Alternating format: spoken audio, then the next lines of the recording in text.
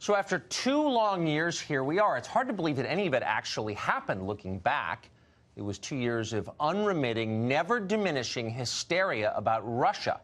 It was a continuous wave of panic and superstition over unseen Slavic interference, all stoked by the very people we're told are the most rational in our society. For 2 years, our capital city became a kind of massive CNN panel, a living monument to ignorance and dishonesty, where the loudest and the dumbest invariably got the most attention. We just lived through 2 full years of that. Screaming, threatening, surveillance, character assassination, loyalty tests, wild allegations of treason and spying and betrayal from office holders. Innocent people found themselves afraid to go to dinner, scared to send text messages or talk on the phone. For 2 years, we lived in an all-pervasive cult of personality. Our leaders worshipped a 74-year-old federal prosecutor who almost never spoke in public. He alone was good, they told us. Only they could interpret his will. It was all thoroughly bizarre. Demented, really, though nobody said so at the time. They were too afraid. It seems like a dream now, which actually it was. None of it was real. Nobody colluded with Vladimir Putin. Nobody changed vote totals or met secretly in Prague or at a P-tape, whatever that is. There was never a Russia conspiracy. Hillary Clinton wasn't robbed of her rightful position by Julian Assange or Roger Stone or anyone else. Hillary lost the election because she was an entitled boor who didn't run on anything. In the end, that's what Robert Mueller proved. The news anchors couldn't handle that. They couldn't handle that conclusion. It was too far from what they'd promised their audiences for so long. They were too invested in the lies. When the report arrived in Congress this morning, they found themselves reduced to huffing and sputtering. They couldn't admit what was in the report. Well, they told us, Robert Mueller didn't exonerate President Trump. Okay. I mean, that may be true, but only theologically. Mueller doesn't have the power to absolve sin. Only God can. But in every other sense, Mueller's report was exculpatory.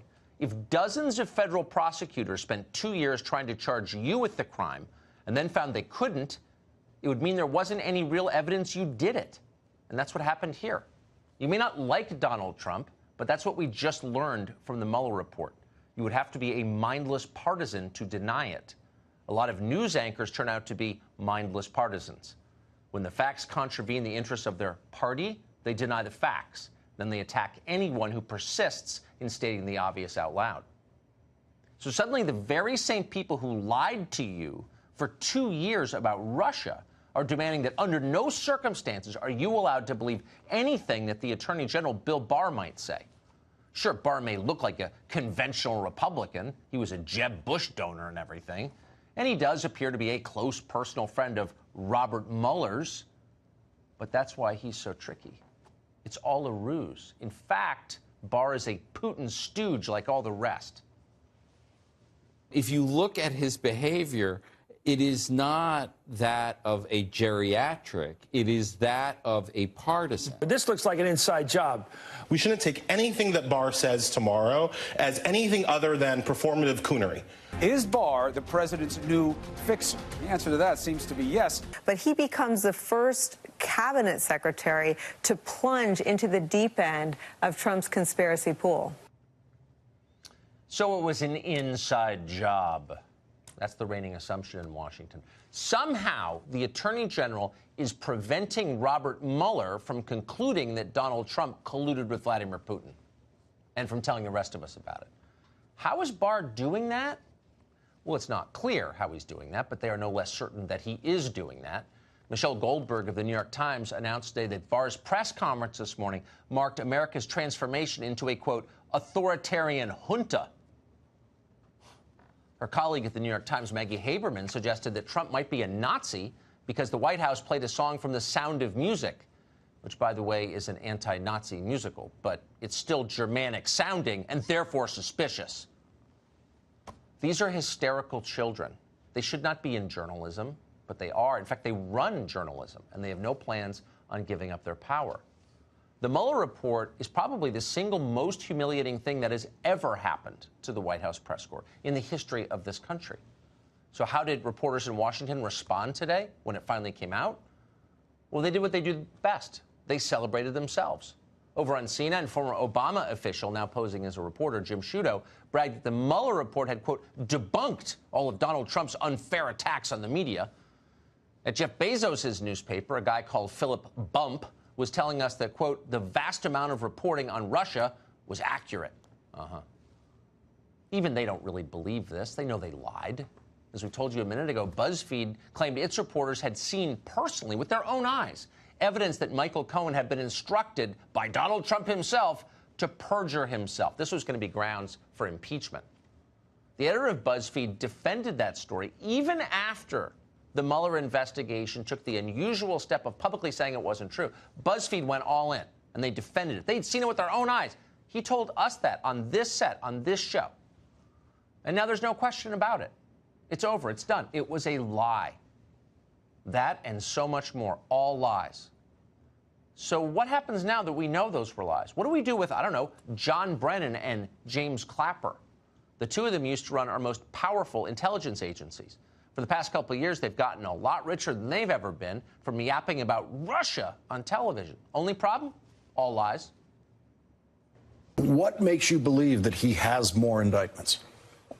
Because he hasn't addressed the issues related to criminal conspiracy as well as any individuals. Criminal conspiracy involving the Russian influence? Russians, yes, yeah. Is there influence, whether witting or unwitting, by the Russians over President Trump? And you know, in the intervening year and a half or so, you know, his behavior hasn't done much, at least in my mind, to allay that concern. So do Clapper and Brennan get to keep their cable television contracts? Probably. In decadent societies, the guilty aren't punished. Only the unpopular are punished. Over on the other channels, they're still talking about Trump tonight, of course. Not talking about themselves or their failures. The line they're quoting most is from today's report. It was apparently Trump's response when he first learned there was going to be a special counsel investigation into Russia. Oh, God, he said, this is terrible. This is the end of my presidency. I'm effed. Well, as it turns out, Trump was wrong on the specifics. He didn't get indicted. Mueller didn't drive him from office. It wasn't the end of his presidency, strictly speaking. But as usual, Trump's instincts were clearer. In fact, they were dead on. In the ways that matter most, the Russia hoax did end his presidency in some sense. It certainly sabotaged it. Mueller's investigation ended critical momentum from the 2016 election almost immediately, momentum that every incoming president uses to get your program enacted, to make good on the promises you just made to voters. Trump didn't have that, thanks to Russia. Lawmakers, including a shamefully large number of Republicans, who we really should name, but we're out of time, but we will at some point, they were all much happier to talk about Russia than about changing the status quo in Washington, something they were benefiting from, but which Trump ran against. And so they did talk about Russia endlessly. The result? An election that should have realigned our political process and changed this country had almost no effect. 2 years later, virtually nothing has changed. Millions are still flooding over our border from the third world. They're encouraged by an army of nonprofits that instruct them to subvert and mock our laws. The opioid epidemic rages on as horrifying and horrible and destructive as ever. Suicides are up. Our troops are still bogged down in Syria and Afghanistan and many other places. Goldman Sachs still controls our economy. Tech companies are still spying on you, crushing your freedom of speech. You can still have your life ruined for supporting the wrong candidate in public or for believing there are two genders. Most ominous of all and most often ignored, Americans are dying younger and having fewer children. None of this was ever resolved. None of it was ever talked about. The Russia investigation didn't destroy Trump, but it did a lot to destroy this country.